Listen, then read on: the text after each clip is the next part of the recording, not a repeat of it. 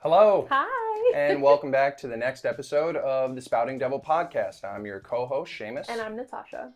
We are a married couple that loves Mhm. to geek out about everything that's film and television and the love for our art of indie filmmaking. Yeah, and just a quick disclaimer, we are not professional movie critics. We just really love to analyze TV and film and turn it into our own little personal film school. And we're also not lawyers, so take anything that we or our guests say with a grain of salt. We're just trying to add to the collective knowledge. Shall we? Let's do it, shorty. So we're still making our way through screeners. We have a lot of them, a lot of great movies, which is really exciting. Good problem. What's going to be like your number one that you want to see really bad? Mine is Poor Things by Yorgos Lanthimos with Emma Stone. I really want to see that. It looks weird and wild, and I love, what was the one he did previous? The Lobster. Oh, I love that movie. And then what was the one? The Deer? Whatever, we'll cut that out. All right.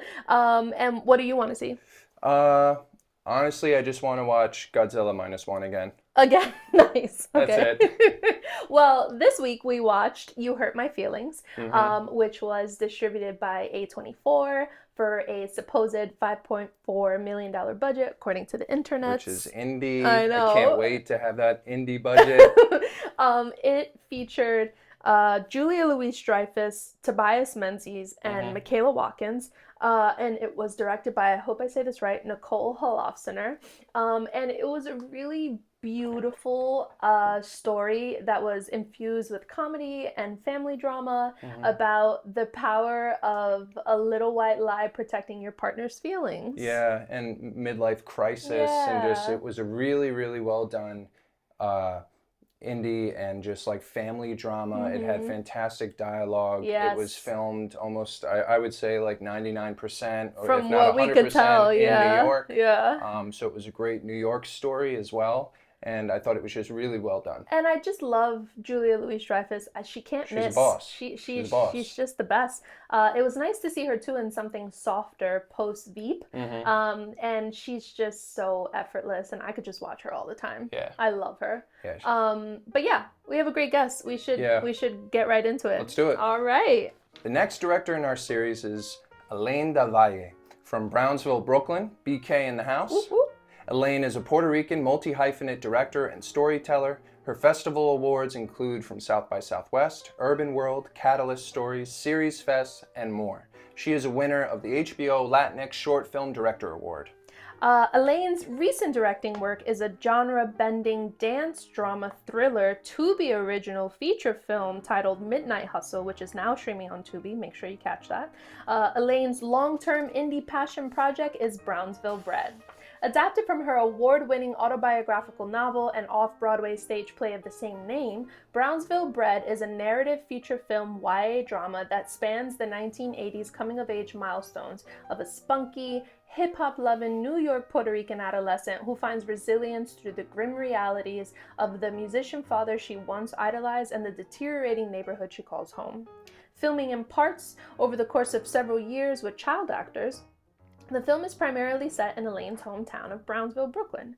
She completed the recent and final phase of principal photography in December of 2023 in her father's hometown of Catania, Puerto Rico, and Brownsville Bred is currently in post-production.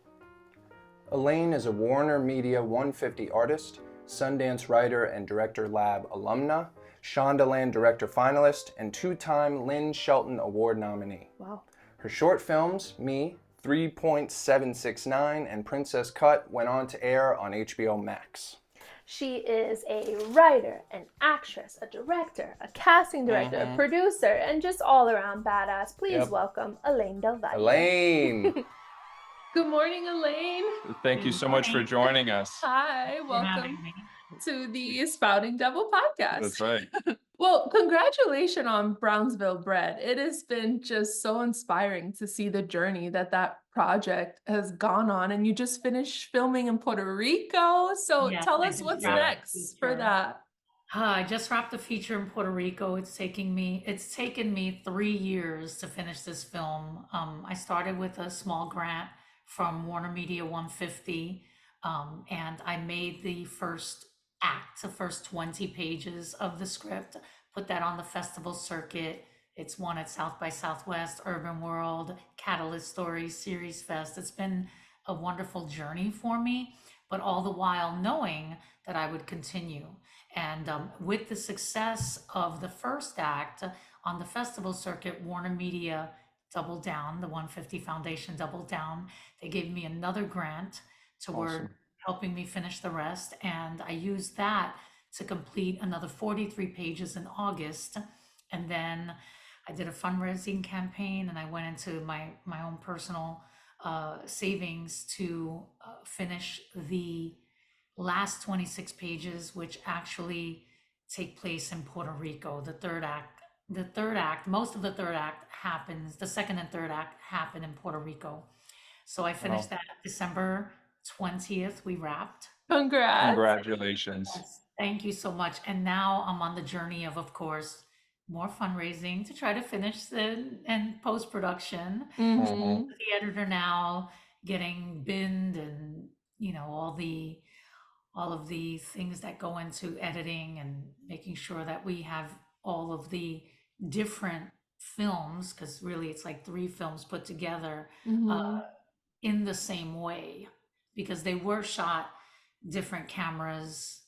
Everyone was a different camera, Oh, wow. used 2 lenses, For the and whole thing? yes, yes. So the first lens was the first camera was a Sony Venice 1 Mhm. with K35 lenses. It was wonderful, beautiful. I love it. The second camera was an Arri Mini LF with DNA lenses. Nice. Also love that too. Love the fall off. It's actually what Hijack was filmed with. Mhm. Oh, cool. Series. Cool. So the fall off on that was really beautiful on the lenses. 4, 5, 6K, 8K, and now we have to put it all together on one timeline, and that's a nightmare for the editor. 3 dory, 2 salmon, 1 chicken. A while back, someone said to me, "How do you make a feature film?"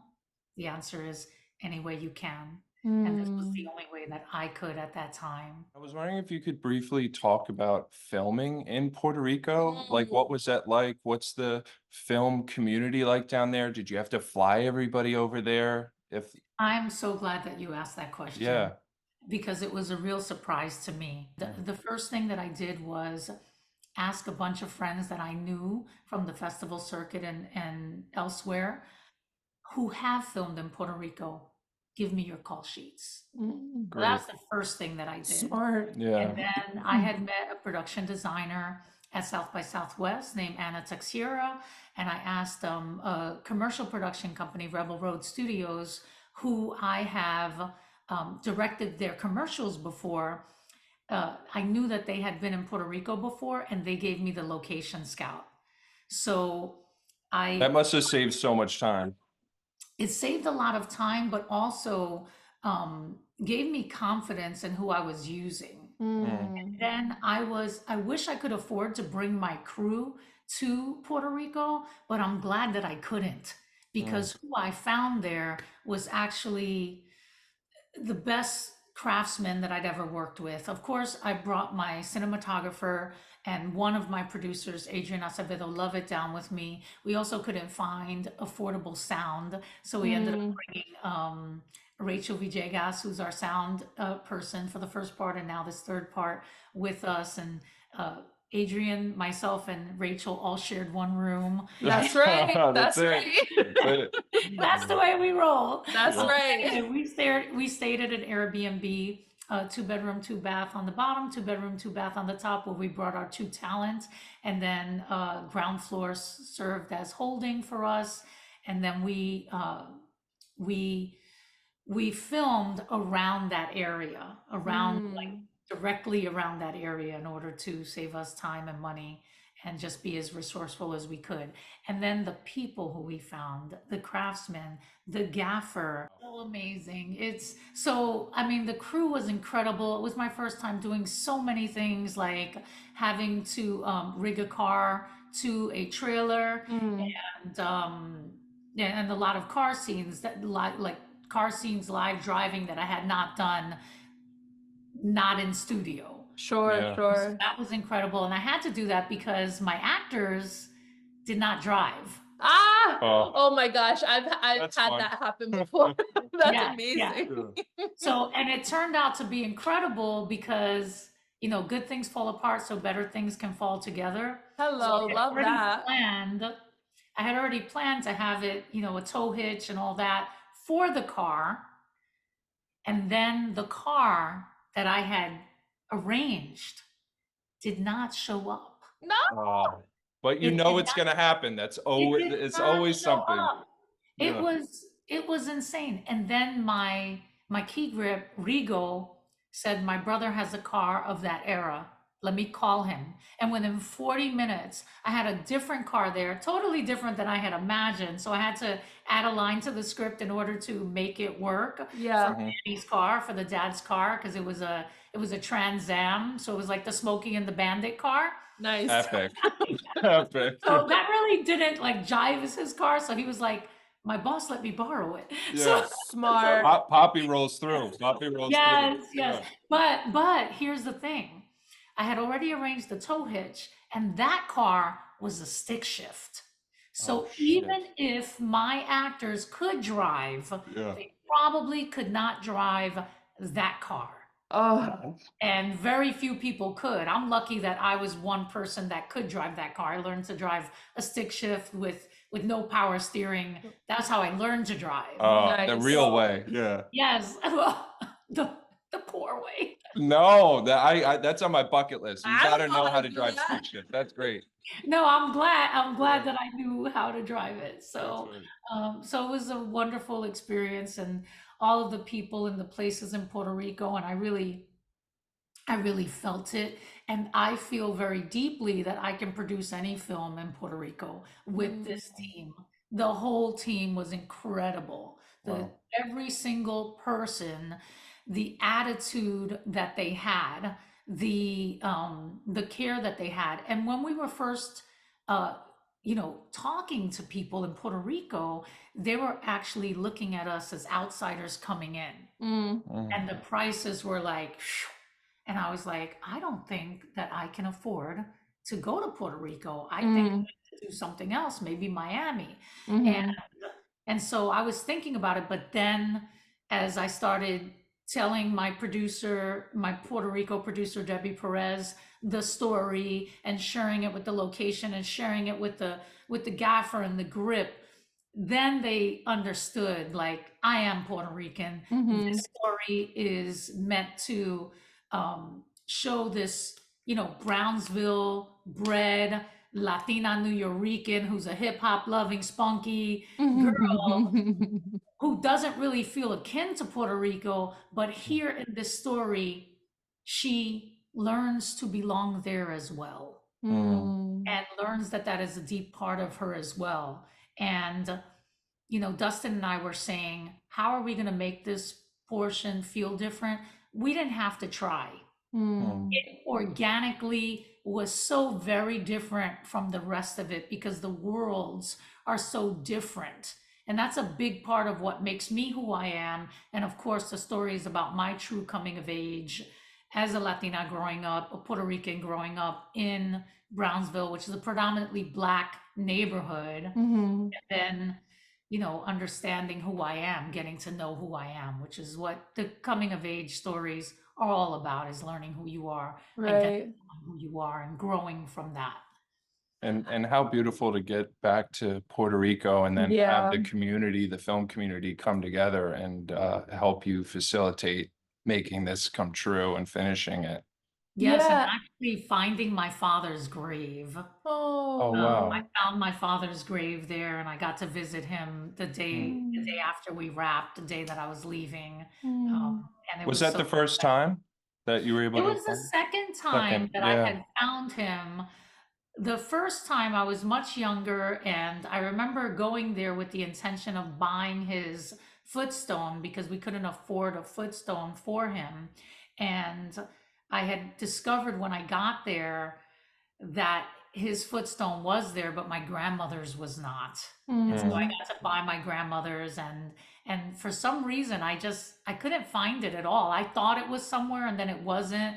And then I had heard that sometimes bodies were taken out of some place and brought somewhere else. So I'm not sure if that was actually the case and that's what happened. But it felt like a new place. It felt like I had gone to a new place when I got there. But I can't remember because it was so long ago. You know, he died when he was 36 and I was 17. Oh, wow, so young. I'm sorry. Yes. Well, it's I'll tell you, when people say I'm sorry, an acting teacher a long time ago, when I had told him, he said to me, "How fortunate for you." So not the I'm sorry, but how fortunate for you. Because look at this great story that I get to tell and Right. life that I get to celebrate. And if he were 60 or 70, I'm not sure that people would understand the tragedy of his life loss, of the loss of him, his spirit to the world. But his spirit does live on through this film. I'm really proud of it. Oh, Oh, good for beautiful. you. And That's thank you for awesome. sharing. Yes, Thank you. absolutely. Just touching on that a little bit. So, I want to say that it sounds like you took a spin on that classic saying, ni de aquí, ni de allá, and you made it like, I'm de aquí y de allá, which I Oh, love. love it. And Yes. then how do you, because there's this big diversity push, and then we're learning that inclusion this, inclusion that, but when you look at the numbers, there are not that many Latina directors, and there are not that many Latinos behind the camera or in front of the camera. So how does your culture and your Latina identity influence your work and so far your overall career? I know that's a loaded question, but It is. And sometimes I'm not even thinking about it. It's just a matter of fact. Yeah, right. So I don't need to think about it for it to be inbred in the work. And that's kind of what I just said about my cinematographer saying, how are we going to make Puerto Rico different? And we didn't have to try. It just was there. So it's in the work. It's who I think about. It's always right what you know, yeah. right? Because those are the stories that you're able to tell best. Not that they're the only stories, but that's a good way to start. And what I know is, I grew up 9 aunts, 2 uncles. That's just on my mother's side. Wow. No. So many Big cousins. Exactly. No, 27 cousins just on my mother's side. Epic. Just on my mother's side. No Christmas So gifts. yeah, so I don't have the experience of like that one Latina that people envision, because I have all of these people in my life that I get to portray in my work. And it feels very good to just be able to stand my ground, but also be able to collaborate and understand the why of everything. Data doesn't always add up. And that's something that I heard recently. Daniel Lynn, I'm part of the Ride Back Rise Circle, which is a terrific organization. The term Ride Back Rise is actually a cowboy saying, when you're riding on your cowboy and you're all together in a group, and then somebody falls off in the back, you ride back and you go get them onto your horse. I That's right. love that. Yeah, so it's a wonderful, anyway, Ride Back Rise, Daniel Lynn, who created it, he said that going by the data, that should work, that should be a blockbuster, that should be a blockbuster, but it's not always the case. Right.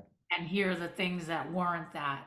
So we can't look at big blockbusters and say, this is the case for us. So nowadays, I'm not pitching Brownsville Bred to people like, help me, invest in me, because the numbers are going to add up to this, because we're so not represented, and because Latinos see movies 4 times more than anyone else, we stream 7 times more than anyone else.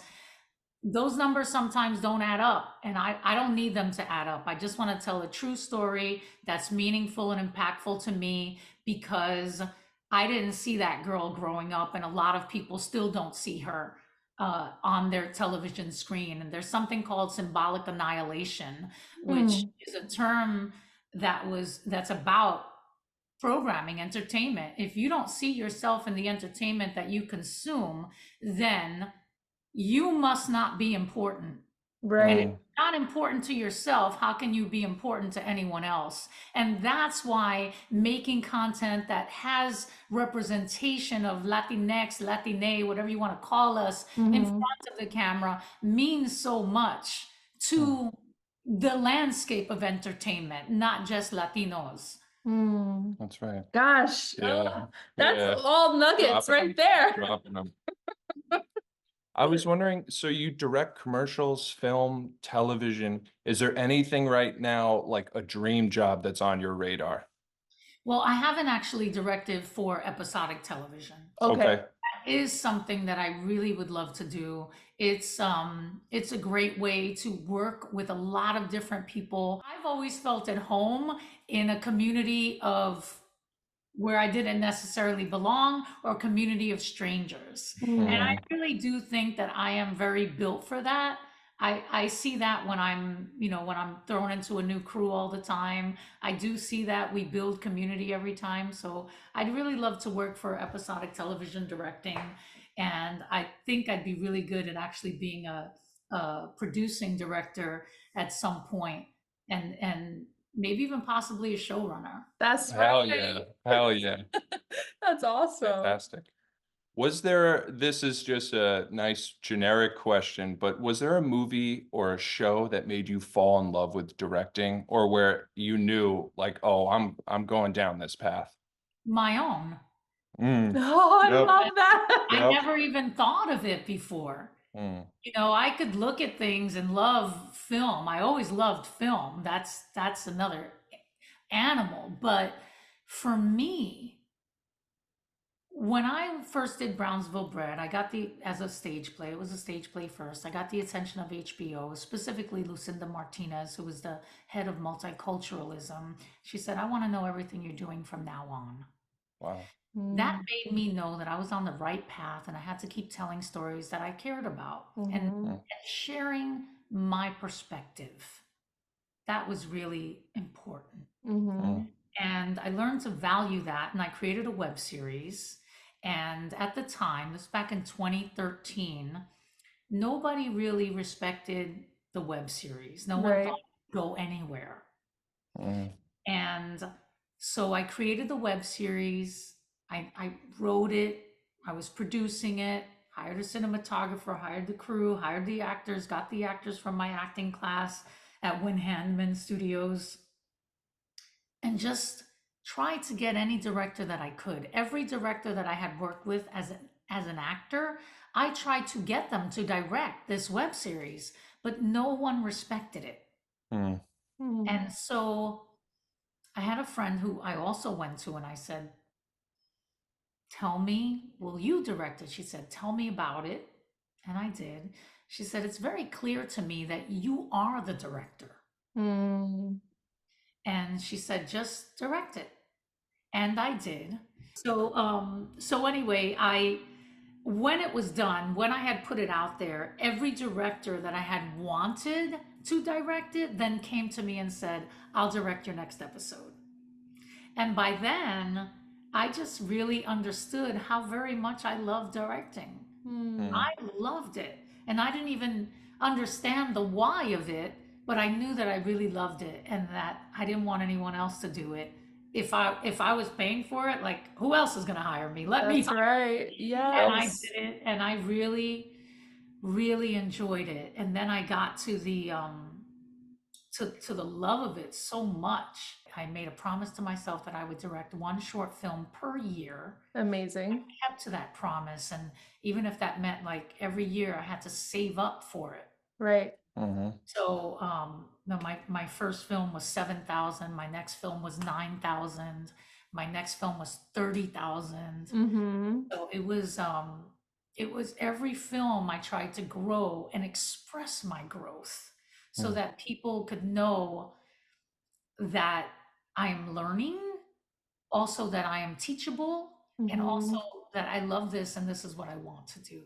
And that's what I've continued to do in everything that I've done. And I learn so much every single time and I just want to do more of it. So I was wondering, could you briefly walk us through your process? How does shot listing work for you?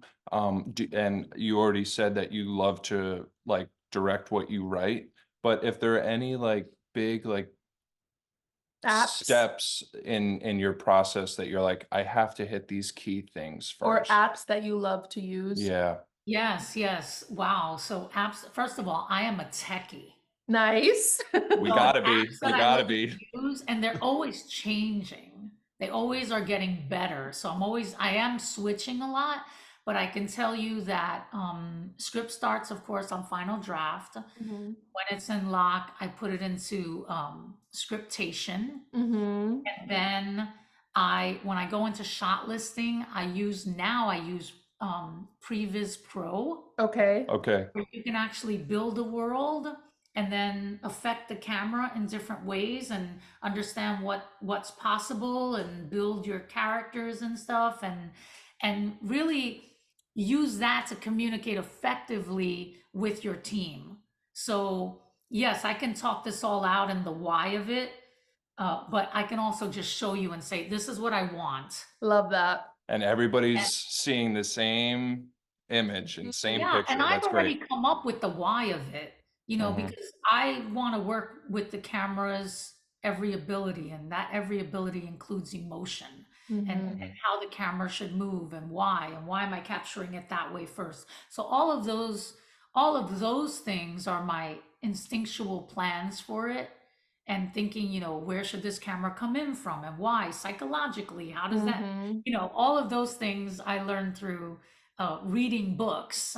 And actually, it was the AFI Directors Women's Workshop that I was a finalist in. And when I didn't get in, I asked them, what is your reading list for your entire Good for you. syllabus? And Mm. they gave it to me, and I read every book cover to cover. So at least I felt that I was at least learning the same things, maybe not being able to practice them in the same way, but I was able to practice them through my own filmmaking. Good for you. Oh, yeah. Yeah. And my next question, you kind of have touched upon it a little bit, but I like to demystify the money of it all, because I feel like filmmaking is one of those things where if you want to do it, you got to raise your own money. No one's going to give it to you. So, and we all have our day jobs, right? So I'm an assistant director for TV and film. And Seamus is yeah, I'm a fireman by day to keep the lights on, and yeah. So like the first question would be, what is your day job? How do you sustain financially as an artist? And then what are some like creative ways you come up with fundraising so that it isn't all just your money that you're putting into these projects? Right. So I like to call it my parallel track career. Love that. Love that. So it's actually Pete Chapman, who's a great director, television episodic director, wrote a book called Transitions. And that's where he coined the term parallel track career. So I have a parallel track career in casting. So it's Okay. actually in the same world of entertainment. And I Perfect. get to meet actors and work with people and negotiate contracts and put castings out. So it very much is a parallel track. Mm-hmm. And that is the number one way that I continue to get work. And then, of course, I am also still an actor. I studied acting at Carnegie Hall for many years, and before that at Michael Howard Studios. And I know acting and I love acting. I have an agent. I still go out on auditions myself. I should say, still self-tape auditions, right? Yeah, yeah. These days. So that is also something that I do. That's another career that I continue, and that also serves as my income and revenue. I made half and half, and the year that I wrote the system, which is a pilot that I ended up selling to CBS Network. Mm-hmm. That was the Congrats. that I made, thank you, that I made lots of money in the writing. So writing, acting, directing, casting, they all serve my revenue. And the only thing that I really spend money on is directing, is producing the work that I want to be seen, that other people are not helping me to accomplish. And even if they are, I have to be willing to put in my own money in order to get it done. I learned that I cannot depend on anyone else. I would love to, but I really should not if I want to endeavor to finish anything. And that's also such, I think too, such a great New York trait Oh yeah. that like is instilled in us. If you're born and raised and bred in New York, all right, you're not going to give it to me. I'm going to find a way to get it done anyway. So I love that. How do you feel that your experience as a casting director and an actress influenced the way you're able to direct actors on set? It's got to be huge. Wonderfully. I bet. It's a tremendous gift to do all of it. So as an actor, I'll start there. Yeah. I'm not afraid to talk to actors. I know what's worked for me, and I know how I felt when a director was not communicating. It's like action. It's almost like they're afraid.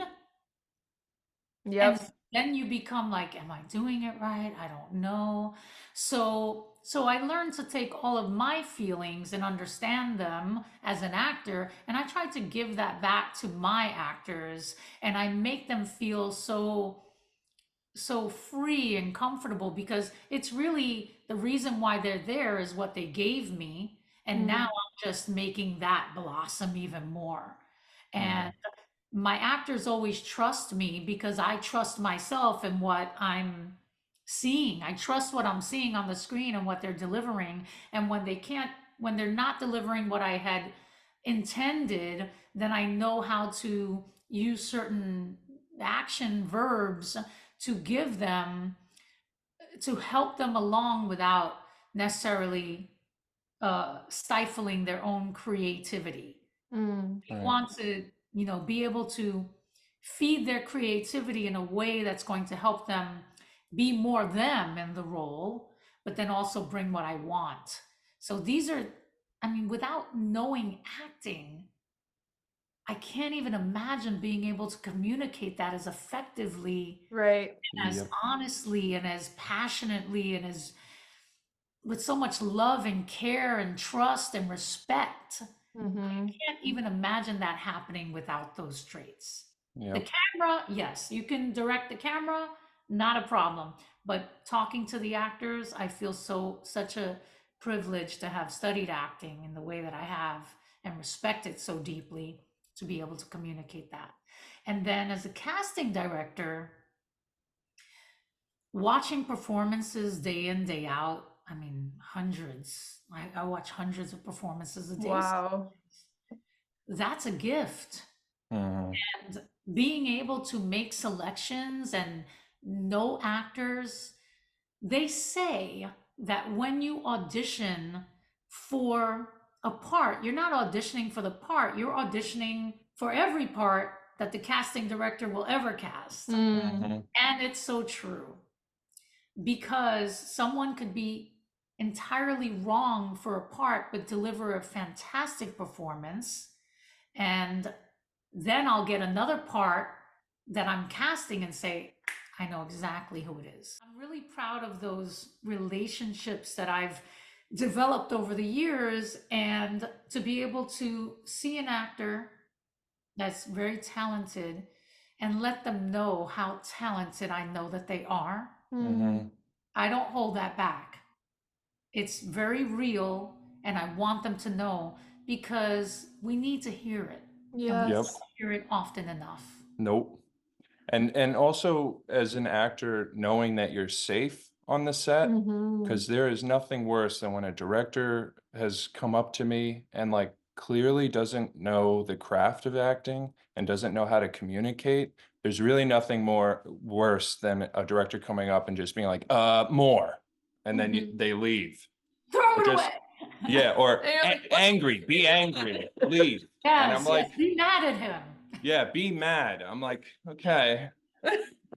So it's so important to have people who know the craft, know the language, and can keep actors safe.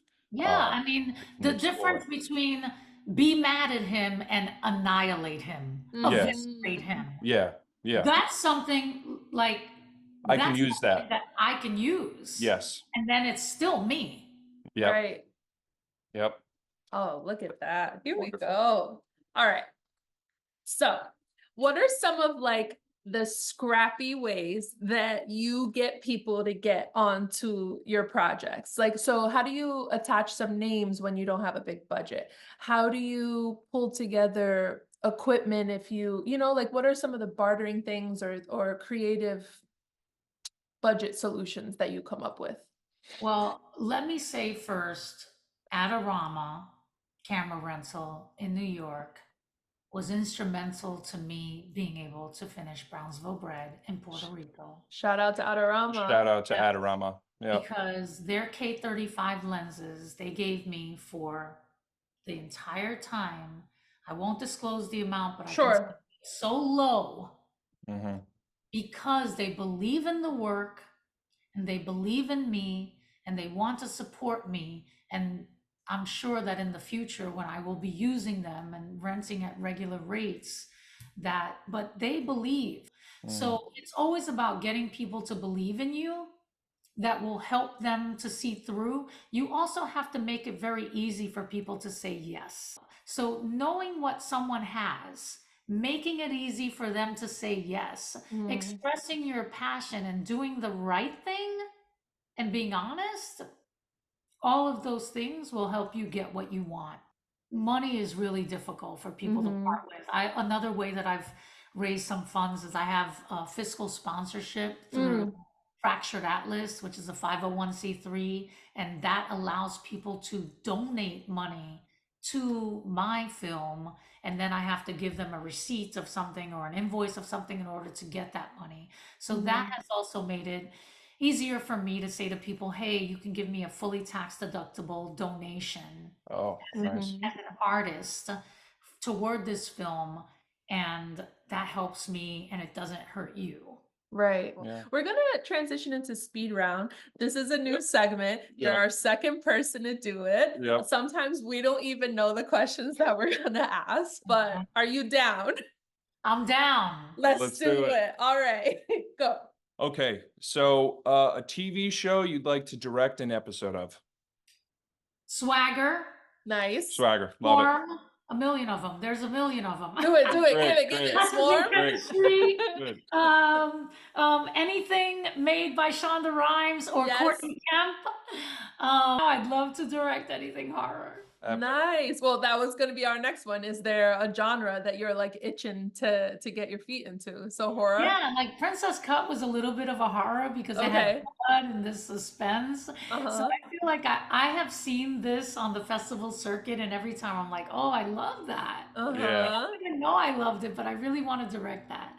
So Nice. that's something that I am hoping to direct. Okay, so if you weren't a filmmaker at all, what would you be doing?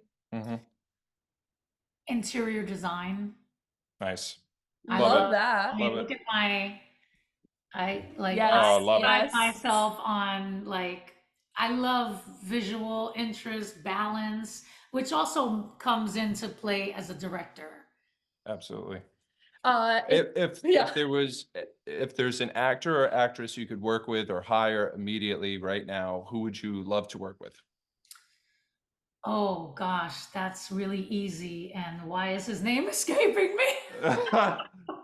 That's all right. It's all Pedro right. Pascal. Yes. Oh my yes, God, yes. Daddy. That's Daddy. That's him. That's the one. That's it. That's a good one. Great. That's the one. Okay, so you just went to Puerto Rico. Is there another country or Place in a the world place you'd that love you to would film? like to film?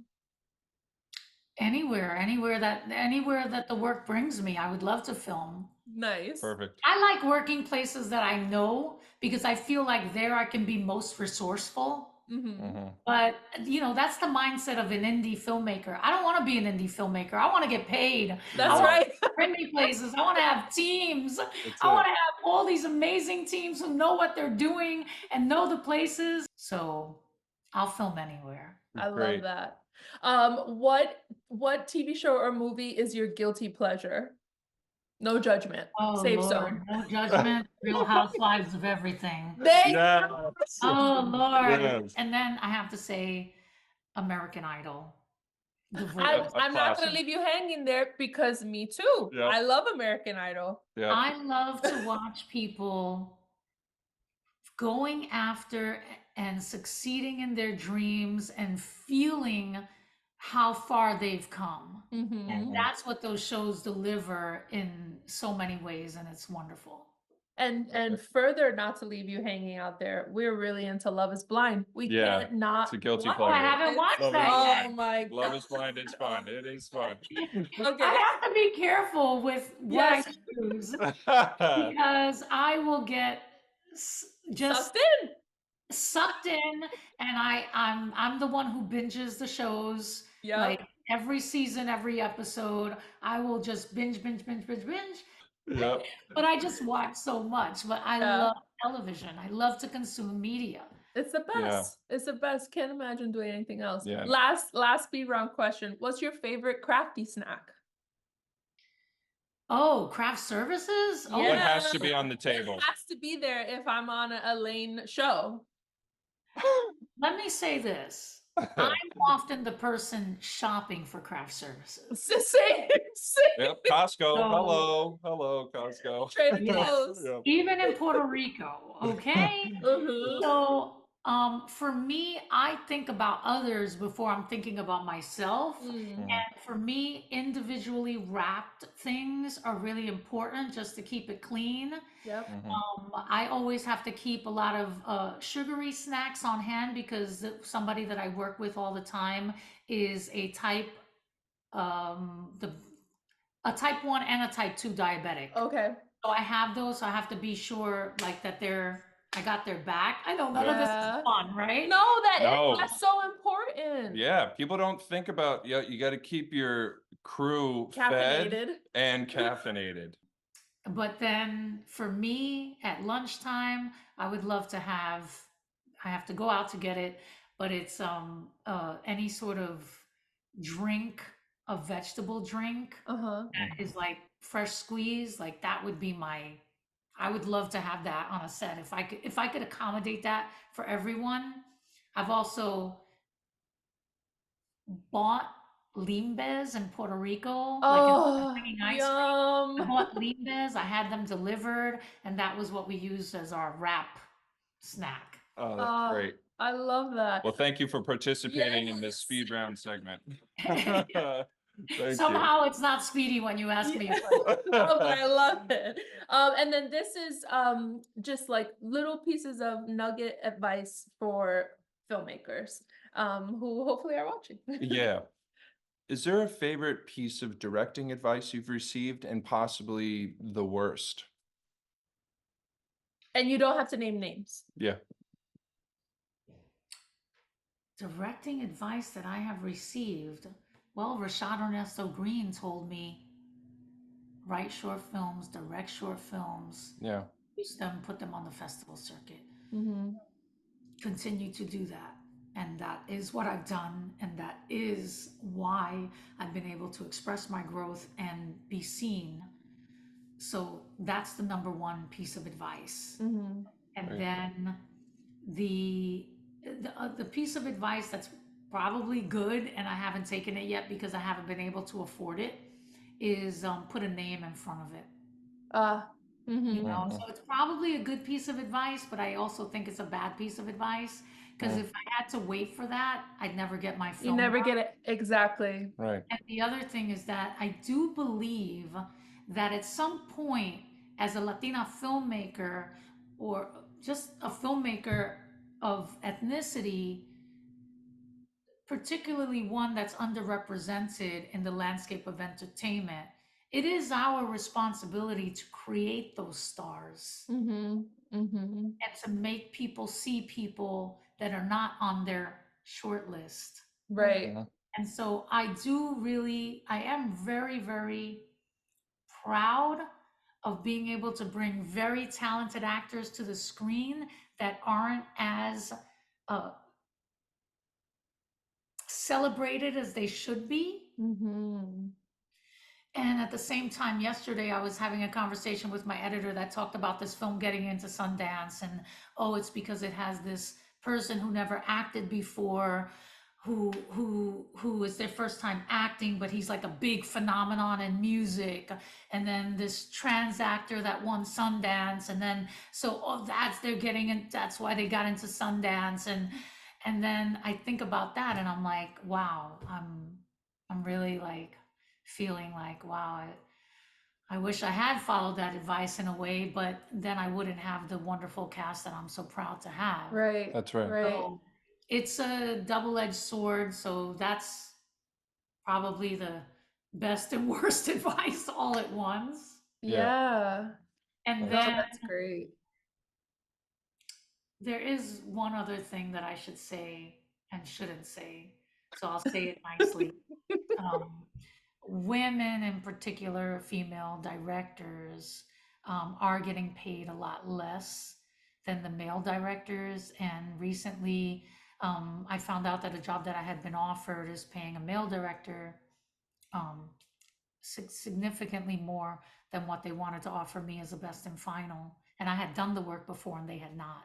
Mm. So it was very jarring to me, and it really hurt my ego. And at the same time, I was like, I just want to do it because I just want, like, you know, Right. I just want to I just want to direct. Mm-hmm. So I just want to do it, and I'll take that amount to keep proving my worth. My Right. agent was like, at what point are you going to stop settling for that amount and Mm. understand your value? Mm. That's tough. So here I sit with like, I could have been making a feature right now for this amount of money, or I could be valuing myself.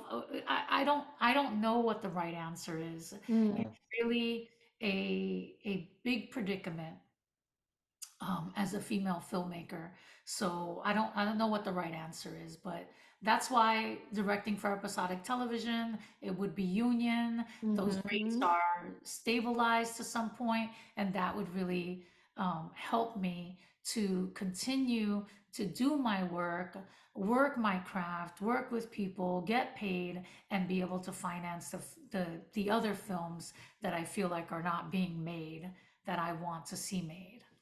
That's right. right. That's right. And you mentioned so many amazing resources, and we'll put it in at the end. But is there any are there any trades that you wake up every morning and you're like, gotta check that? Is there a book that you're like referencing when you're on set? Like, oh, I want to remember, like what are your resources? Sure. I wrote some down yesterday. Um, Let's Shoot with Pete Chopman is one of my regular uh, podcasts. Mm-hmm. And then Happier in Hollywood, Script Notes. Okay. These are all podcasts. And then there is a book. Let me see if I have it here. Maybe I have it here. I don't know. Okay, this is a book. I always keep something at my desk to like help me along. Yeah. Just one that I picked up in a bookstore. It's called 101 Things I Learned in Advertising School. Okay. And every day I open up a page and I just read it before I start writing. And I'll read this one. Yes, please. I just opened it up. Who knows? Being creative by yourself doesn't work. A good idea isn't a good idea in isolation. It connects with people in the real world. If the process of creating doesn't include social engagement, the result is unlikely to engage anyone except you.